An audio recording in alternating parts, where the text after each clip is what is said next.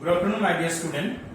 Today I am going to teach you about the effects of rotation of the earth. As you know, the last day we already started that about the third chapter, what is the rotation and revolution. And I discussed also what is the definition of rotation and what are the different characteristics of rotation. Now today I start what are the impacts or the effects of rotation. Means if the earth rotates in its axis, then what are the effects that we get? So what is the first one? The first impact is the occurrence of day and night. Means the happening of the day and night is occurred due to the earth rotation. So by which way? Suppose if we say that this one is the sun, okay, and this one is the earth. Now what happens when the earth rotates in its axis? When the earth rotates in its axis, now which portion? Now which side of the earth? Earth have the two sides. The first one is the second one. Now when the earth rotates on its own axis, due to this time,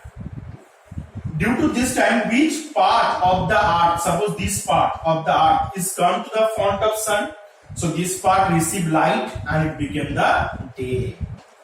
And which portion, the opposite portion, see this one, the opposite side, it does not receive light. So this portion became the night. So by this way, the day and night it happened. So by which again I explain it, that when the earth rotates on its own axis, and that time the which portion of the earth or which side of the earth it come together, it's come the form of sun. This side receive the light directly, so it became the day, and the opposite side it does not receive the light and it the total remains dark. This portion is called the night. Again, when the earth rotate, again it's come from the west to east. We know the earth rotation. Again it's come when from the west to eastern, when the western side it remain. That time, or the from the east to west side when it will go, that time it will see only the opposite direction. They receive light. Which portion receive light in the day, they become night, and the other side it receive the day. And now these are the things that happen. The first one, it happened due to the occurrence of day and night. And this middle line, which one is located between the day and night? This middle portion where the lights and day being divided in the earth's surface. This line is called the circle of illumination. What is the name? Circle of illumination. This is the name of this line that separate the day and night. Now the next is the sunrise and sunset. What is the sunrise and sunset? That we know the earth rotate from the west to east direction, and when the sun rays it occur every day into the eastern side, and it goes sets in those of the western side. Now how is it possible that sun is raised from one side and set in one side? Because it happened only for the earth rotation.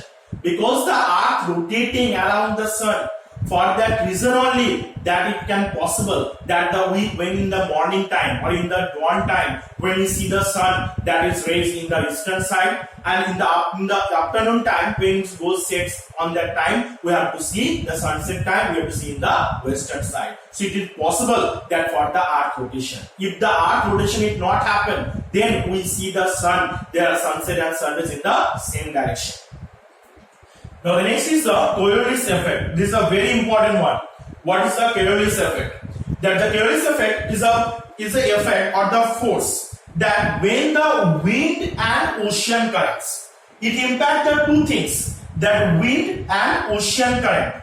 So when the wind, and according to this Coriolis force or the Coriolis effect, when the winds are blow in the northern hemisphere, this is the northern hemisphere, this one is the southern hemisphere. So when the wind are blow is the right hand side and this one is the left hand side. Now always when according to this Coriolis force or according to this Coriolis effect, when the winds and ocean currents are blow in the northern hemisphere, that time it's always blow into the right hand direction. Again I repeat it. According to the Coriolis force or Coriolis effect, whenever the winds and ocean currents are blow in the northern hemisphere, that time it's always blow into the right hand direction. Wind and ocean current, both the things, they always blow in the right hand direction. And the same way, when the winds and ocean currents they blow in the southern hemisphere, that time always they blow into the left hand direction. Always they into the left hand direction they have to blow. So what is the Coriolis effect? The Coriolis effect, according to this Coriolis effect or Coriolis force, that when the winds and ocean currents they start to blow, that time from in the northern hemisphere they always blow in the right hand direction, and in the southern hemisphere they always blow into the left hand direction. These things you have to remember, it is very important. While the other chapters also when you are going to read, that time also it should be needed. So with these things you have to remember that Coriolis effect means when the winds and ocean currents in the northern hemisphere they blow in the right hand side, and in the southern hemisphere they blow in the left hand side. Now go for the next one, is the centrifugal force. What is the centrifugal force? The centrifugal force means when any object they are constantly rotating on the same axis. When any heavenly object constantly rotating on the same axis, on that time the sphere, or due to this force, due to this centrifugal force, that this region or the heavenly body, they come to escape from the axis. They come to escape from the axis. But for the gravitational force, it attracts towards its center, so it not get chance to go outside, or they go escape from the axis. And for that reason only, the center part or the middle portion of the axis, it being sphere in shape, and the pole region it being flat in nature. That is happening in our Earth's surface also. You can see in the Earth's surface that the equatorial portion is a very bulk in shape. What is the reason? Because for that centrifugal force, that it rotating constantly in one axis. So due to this force, that always the heavenly body of the Earth come to go outside or escape from it, try to escape from the axis. But due to the gravitational force, is always attract towards its center, so it not get chance to come outside. That is why the equatorial portion is a bulk in shape, and the pole region are in flat in shape. So this is about the centrifugal force. And the last one is the balance in temperature. Now what is the balance in temperature? That which one the first one we read, that how the day and night is occur. That time which portion, if the earth rotation it not happen, then which portion they receive the light, they receive the constant light, and due to this high temperature, then no one human beings and the living organisms they can't alive.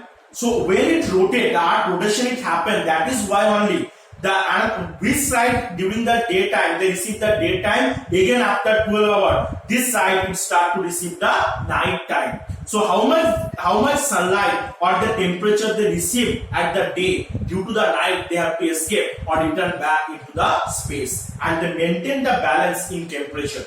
That is possible for the earth rotation process only. If the earth not rotate, that time only the which side receive light, they constantly receive light for the whole life, and the which side they remain dark, they constantly remain dark. So the both the side, the living organisms, they are not possible or not create the suitable condition for living. If the earth rotation is happen, that is why only all the side being changed, and one side when it receive light after the 12 hours they receive the one side they receive light of the daytime, after 12 hours they become the night. So they remove the temperature and maintain the balance in the earth's surface. That is why only all the living things are alive in the earth's surface.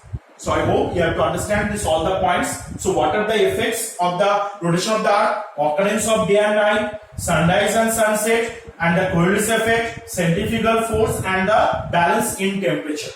So first you see the videos, after that once you read your books you can understand better this one. So for today up to here, next we discuss more.